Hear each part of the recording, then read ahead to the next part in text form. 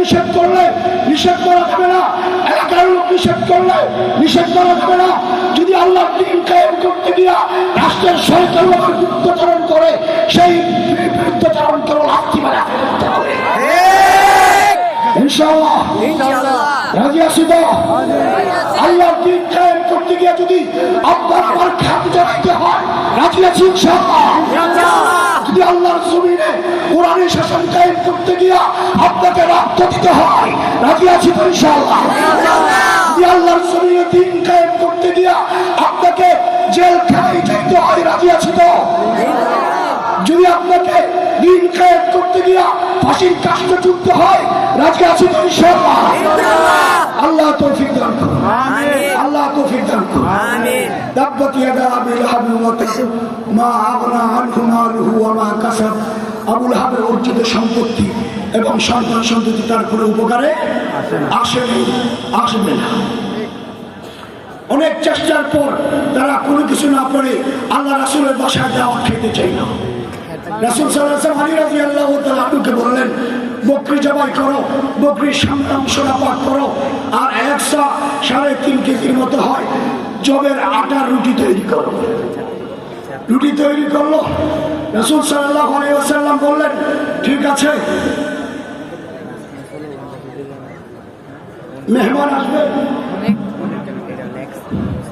রুটি গোস্তের পাতিল আনো। রাসূল ফু দিলেন, বললেন ঢাকনা দিয়ে রাখো, ভেতরের দিকে তাকাবে না, রুটি গোস্ত বের করবে, মেহমানকে খাইতে দিবে। আবু জেহেল আবু লাহাব সহ 10-12 জন এসছে, দস্তরখান দিলেন, প্লেট দিলেন, হযরত আলী রুটি আর গোস্ত দিলেন, তারা খাইতেছে। খাইতে খাইলে পেট ভরে খাইলো। হযরত আলীর মনে সন্দেহ হইল, রাসূলুল্লাহ তো খায় নাই। হযরত আলী পাতিল উল্টাইলেন, উল্টে দেখেন রাসূলুল্লাহর ফুয়ের বদৌলতে আল্লাহ তাআলা এত বরকত দিয়েছেন, গোস্ত এক টুকরাও কমে নাই, রুটি একটাও কমে নাই। চোখ গেছে আবু লাহাবের।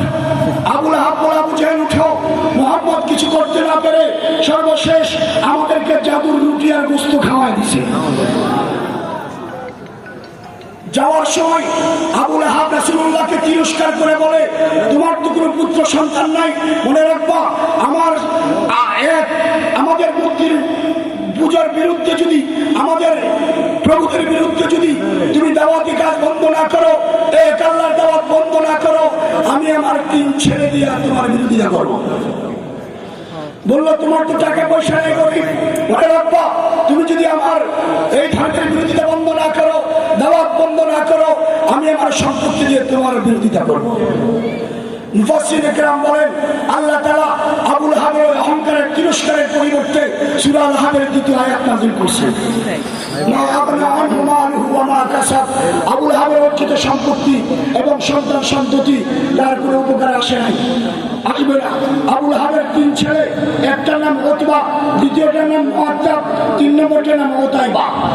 রাসূলুল্লাহ সাল্লাল্লাহু আলাইহি ওয়াসাল্লামের একটা মেয়ে ছিল দুররা। রাসূলুল্লাহ নবুয়ত প্রাপ্তির পূর্বে রাসূল সাল্লাল্লাহু আলাইহি ওয়াসাল্লামের দ্বিতীয় মেয়ে রুকাইয়া রাদিয়াল্লাহু তাআলা আনহাকে আবু জেহেল লাহাবের বড় ছিল উতবার কাছে, আর তৃতীয় মেয়ে উম্মে কুলসুম রাদিয়াল্লাহু তাআলা আনহাকে আবু লাহাবের 3 নম্বর ছেলে উতাইবার কাছে দিয়ে দিলেন। যখন তাব্বাত ইয়াদা সূরা নাযিল হয়, আবু লাহাব মাথা গরম করে রাসূল সাল্লাল্লাহু আলাইহি ওয়াসাল্লামের বিরুদ্ধে 2 ছেলেকে ডেকে বলল, তোমরা যদি আমাকে বাবা হিসেবে মানো, আমার কথা মানো, তাহলে তোমরা মুহাম্মদের মেয়েগুলোকে মেরে রক্তাক্ত করে তালাক দিয়ে তার বাড়িতে পৌঁছায় দিবা। বড় ছেলে উতবা বলল, বাবা দোষ করলে মুহাম্মদ করেছে, আমি কি অপরাধ করেছি? মুহাম্মদ মেয়ে তো কোনো অপরাধ করে নাই।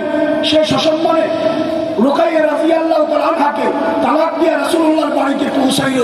আর উতাইবা 3 নম্বর ছেলে বেয়াদব, রাসূলুল্লাহর বিরুদ্ধে কটূক্তি করে, রাসূলুল্লাহর বিরুদ্ধে করতে গিয়া, বাবাকে খুশি করতে গিয়া রাসূলুল্লাহ সাল্লাল্লাহু আলাইহি ওয়াসাল্লামের তৃতীয় মেয়ে উম্মে